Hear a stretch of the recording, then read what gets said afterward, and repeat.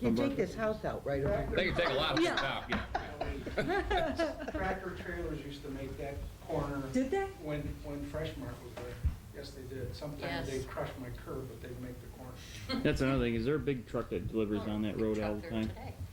Well, I'm wondering, do we want, again, a couple of trustees to sit on a committee with chief of police and Jack and John, and sit down with a map and take a look at not only the scenario here, but other streets similar to this, so that whatever decisions we start to make or test on this street might work for others. Mm-hmm. I mean, I could see a situation where if you came up with it, where you pick, there's a room for 5 vehicles to park.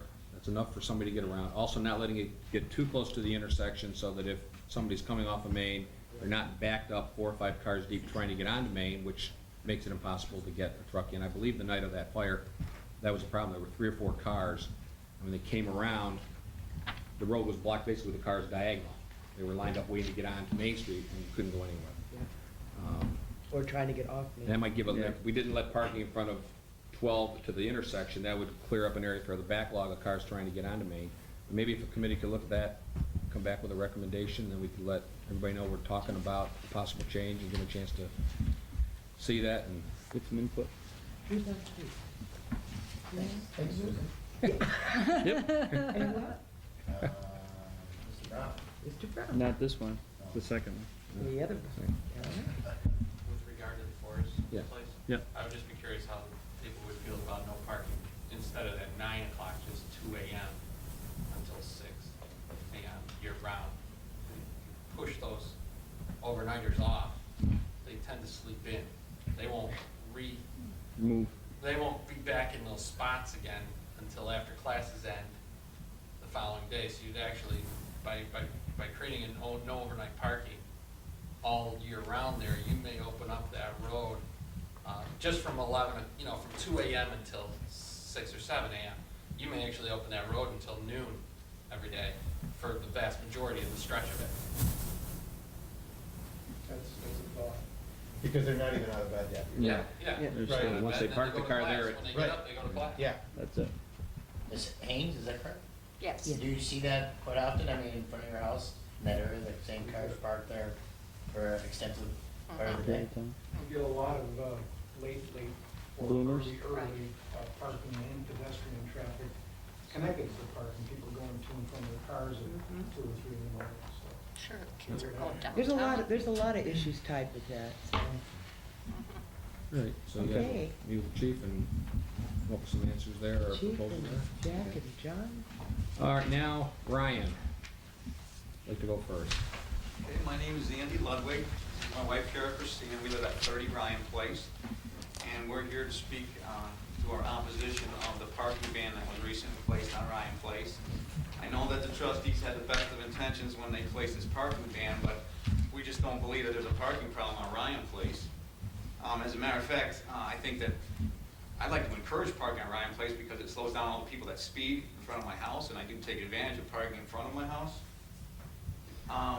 I've spoken to the mayor, a couple of you trustees, directly and indirectly, and some of the concerns that were either voiced to me directly or indirectly, they sound very valid at first glance, but when you take a closer look at them, they just really don't hold a lot of water. One of the things that was brought to my attention was that there was a lot of construction traffic down on the end of Ryan because we have several new houses, but that's just going to be a temporary situation. So it doesn't seem to me like the best use of taxpayer dollars to put no parking signs all along the street for a temporary situation. I also feel like the signs are going to be unsightly and take away from the aesthetic value of our main road. Another concern that was brought up was the width of the street, and I went out and measured. Our street is 27 feet wide. There are a lot of streets in the village, as you just talked about, Forest Place, that are much more narrow than that. As a matter of fact, if you just turn the corner and you go on Castile Drive, it's only 25 feet wide. There are no sidewalks on Castile, and people park on both sides of the road. Came down Seymour Street, it was the same thing. There's parking on both sides of the street, so, that's a concern that we have. The other concern was brought up earlier by Mr. Sullivan about emergency vehicles being able to get down the street. I actually called the fire chief this morning. I talked to him about the average width of an SUV, the width of their largest emergency vehicle, he did not feel like it would be a problem, even if on the odd chance that there was a vehicle parked on both sides of the street, that that emergency vehicle would not have any difficulty getting down our street. I know that you had the best of intentions when you passed this ban, and I appreciate the trustees' efforts, but I would respectfully ask you to reconsider and to rescind this parking ban on the south side of Ryan Place. Thank you. Thank you.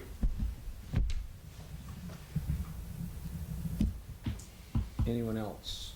Dave Marinowski. I'm actually on Skyandro, but I bought the lot next to me, which I guess is part of the Ryan Place development, even though it's on the west side of the stop sign.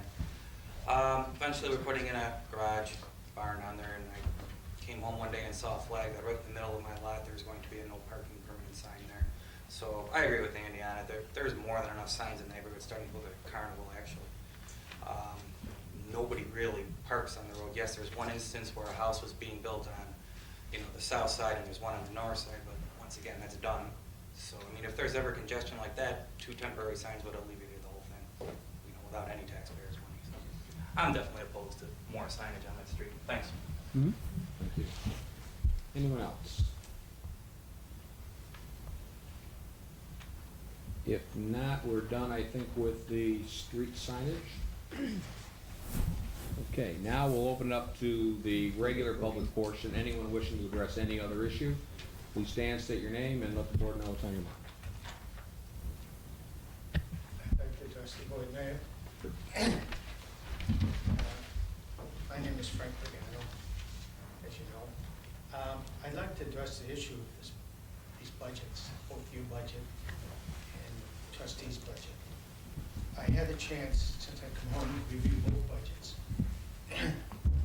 And to me, Your Honor, your budget, first of all, you ran a $450,000 deficit last year. That means this village spent $450,000 more than you took in. Deficit spending, as you know, by the federal government and even the county, will kill you.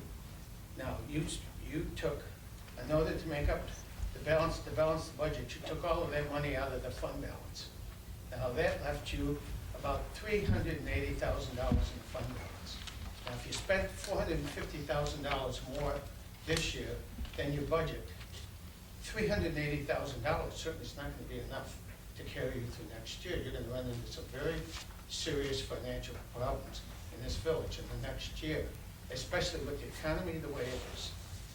And on top of that, Mayor, you proposed a 33-cent decrease in taxes. Now, I don't know how you do that. It's certainly not good budgeting. You can't, it's like taking half of your savings in your savings account and taking a cut in pay at the same time. And that's what you're doing to the village. You're cutting the village's pay by 33 cents a thousand, yet you're spending more than you're taking in.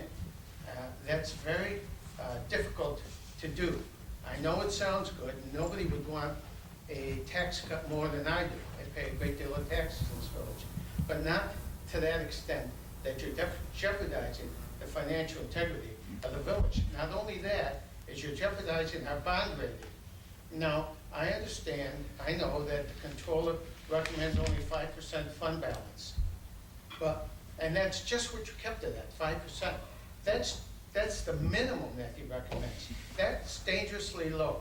Usually this village has always kept $700,000, $800,000, $900,000 with smaller budgets than that, only because of the emergencies that come up and the money that you'll need.